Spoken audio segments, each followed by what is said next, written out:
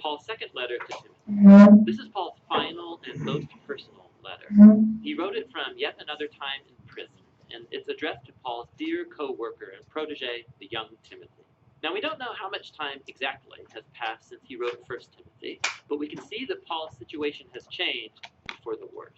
He's imprisoned in Rome, which could refer to his time under house arrest that was mentioned in Acts chapter 28, or it could be that he was released from that imprisonment, had another long season of ministry, and then was arrested again in Troas. Either way, Paul says he's in the middle of his court trials now, and it is not going well. He's pretty sure he's not going to survive this. And so out of this very dark situation, Paul appeals to Timothy, who it seems is still on assignment in Ephesus. He asked Timothy to come be with him in prison so Paul can pass on to him the church planting mission that he started. The letter's design is pretty simple. There are two large sections where Paul challenges Timothy. First, to accept his calling as a leader, and then, before he comes to Paul, to deal with the corrupt teachers that are still causing problems in Ephesus. After this, Paul concludes the letter.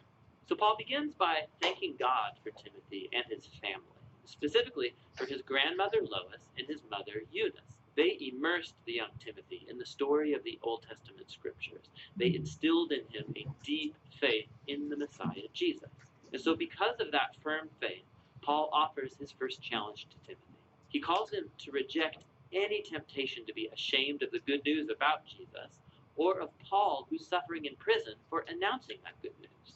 Now, the reason Paul needs to emphasize this is the negative stigma that he gained by his frequent times in prison. It made many of Paul's co-workers, in fact, doubt his calling as an apostle. He mentioned two guys, Phygellus and Hermogenes. They deserted Paul because they were ashamed of being associated with Paul, who was an accused criminal now. So Paul asked Timothy to reject any fear of shame and to come see him. Now, Paul knows that this is a costly request. It could put Timothy at risk. And so he reminds Timothy that Jesus' grace is a source of power, which is really important. You're going to need it because following Jesus is not easy. It requires everything that you have.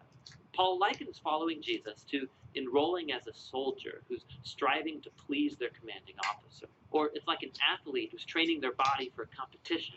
Or it's like a hard-working, dedicated farmer. All three of these metaphors involve a person who's committed to something bigger than themselves and who's willing to sacrifice and endure challenges to accomplish a greater goal. And of course, the highest example of this is Jesus himself. Because of his commitment to the Father, he suffered crucifixion by the Romans. And similarly, Paul himself is now suffering in a Roman prison. Hardship and sacrifice are inherent in this is why Jesus' resurrection is the foundation of Christian hope. Or as Paul puts it in a short and very powerful poem, if we died with him, then we will live with him. If we endure, then we will reign with him. If we deny him, then he will deny us. If we are unfaithful, he will remain faithful, for he is unable to deny his own nature. God's love for our world has opened up a new hope through the death and resurrection of Jesus. And so for those who will take the risk of trusting and following Jesus, God promises vindication and life. For those who reject him, God will honor that decision and do the same. But people's faithlessness will never compel God to abandon his faithfulness. And so Paul calls Timothy to faithfulness, knowing that it may come with a cost. Paul moves into the second half of the letter, calling Timothy to confront the corrupt teachers in Ephesus before he comes to Rome. Their teaching is spreading in the Ephesian church like a cancer. They've targeted and corrupted a number of influential women in the church. These are likely the wealthy women that Paul had to deal with in his first letter to Timothy. He doesn't offer much detail about the teacher's bad theology. Timothy already knows about it, but he does give us one hint. He says they teach that the resurrection has already taken place.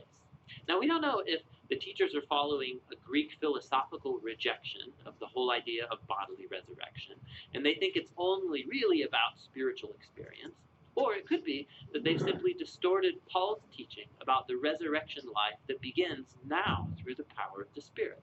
Either way, the problem is that they've abandoned the robust future hope of resurrection and of new creation. And they've embraced instead a private, hyper-spiritualized Christianity that is disconnected from day-to-day life. And so Paul calls Timothy to raise up faithful leaders who are going to teach the real good news about Jesus. They should avoid senseless arguments that result from debating the teachers. In contrast, Timothy and his leadership team are to keep the main thing the main thing. They should focus on the core storyline and message of the scriptures, which in Paul's day meant primarily the Old Testament. These scriptures, Paul says, are able to give you wisdom that leads to salvation through faith in the Messiah, Jesus. He's saying the whole point of the scriptures is to tell you a unified story that leads to Jesus and that has wisdom to offer the whole world. Then Paul talks about scripture's nature and purpose. He says all scripture is divinely breathed, literally God-spirited. It's a reference to the Spirit's role in guiding the biblical authors so that what they wrote is what God wanted his people to hear. And God speaks to his people in the scriptures for a very practical purpose. He says they're useful for teaching, telling me things I didn't know before. They're useful for challenging, getting in my face about the things I say I believe but I don't actually live consistently with. They're useful for correcting me, exposing my messed up ways of thinking and behaving. And they're useful for training me in righteousness, showing me a new way to be truly human. And this is all so that God's people will be prepared for doing good. Paul closes the letter by reminding Timothy that he's probably not going to make it out of prison alive. So he asks Timothy to come as soon as possible, before winter. He doesn't want to freeze in his cell, and so he's going to need his heavy coat that he had to leave behind. And also, could Timothy please bring those personal documents that he left in Troas, likely when he got arrested. He also mentions Alexander, who's an especially dangerous man that Timothy should avoid. He's probably responsible for Paul's most recent arrest. Paul concludes by mentioning how nearly everyone's abandoned him in prison, and his only source of comfort now is the personal presence of Jesus, who stands with him and will deliver him even if he dies. And so the letter ends. He stands as a reminder that Paul's very influential life and mission were marked by persistent challenge and suffering and struggle. Following Jesus involves risk and sacrifice. It means inviting tension and discomfort into your life. And these things are not a sign of Jesus' absence. Rather, as Paul discovered, with generations of Christians after him, that precisely in those dark and difficult moments, Jesus' love and faithfulness can become the most tangible and real. And that's what 2 Timothy, Paul's final letter, is all about.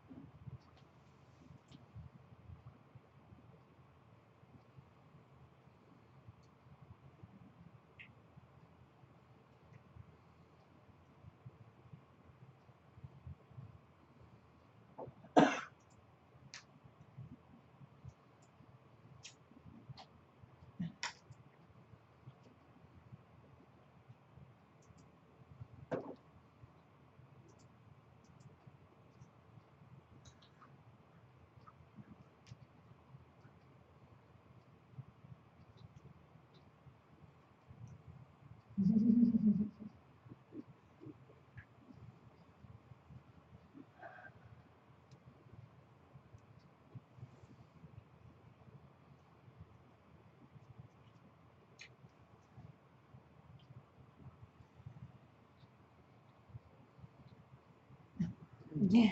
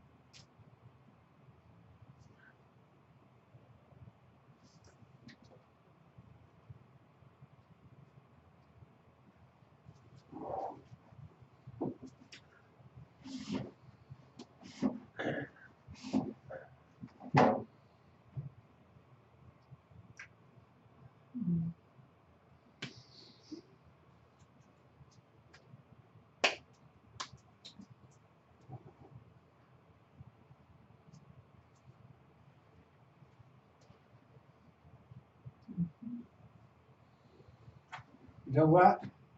One time ago, called in prison. No telephone, no radio, no TV, no pager. How did Paul get this message out? Bird, no post office. Post office. Have a servant. Yeah, right. Got it right.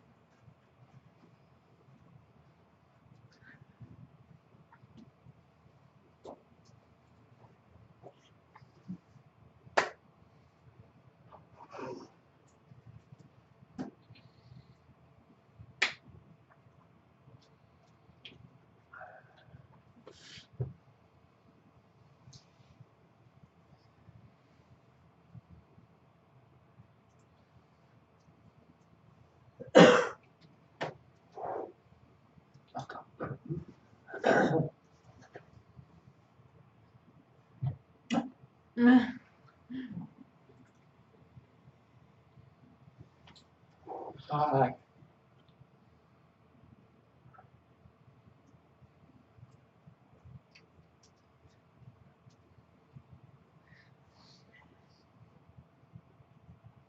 Yeah. Time of Paul, you have fourth T-shirt. Different. We don't know about denominations that time, but fourth T-shirt. Today, 3,000 different churches, same thing.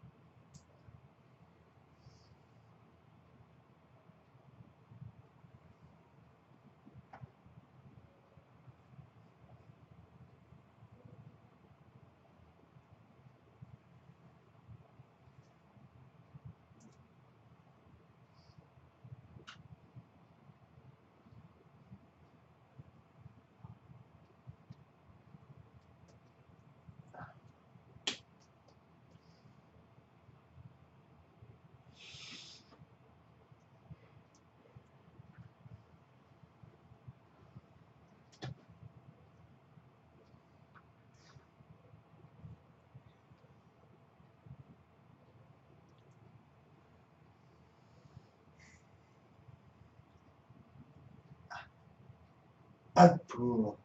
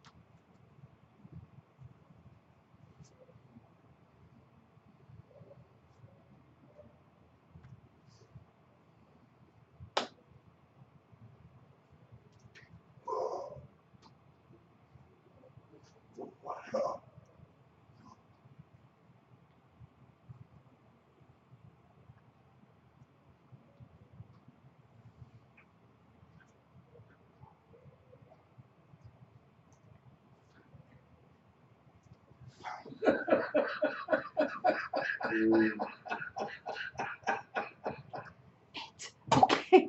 It's My advice, oh. my advice, chapter 3, verse 16, memorize that. That's why I became a Christian because of that.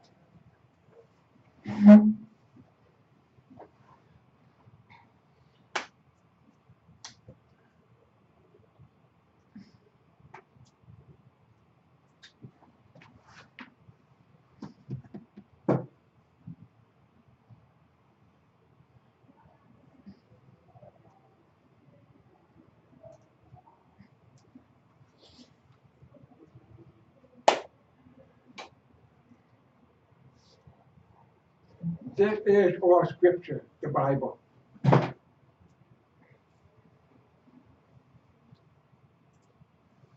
Yep, right. No, I based it that on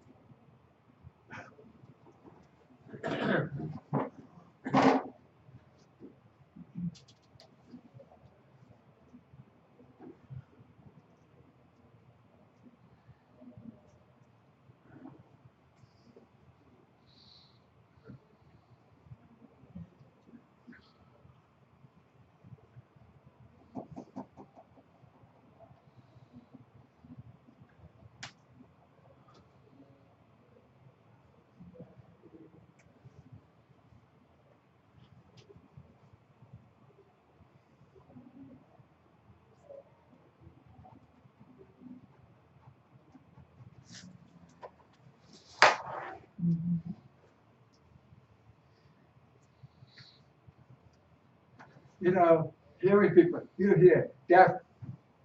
I don't want to see the sign that. Oh, I don't like that sign. That sign better. That's the problem.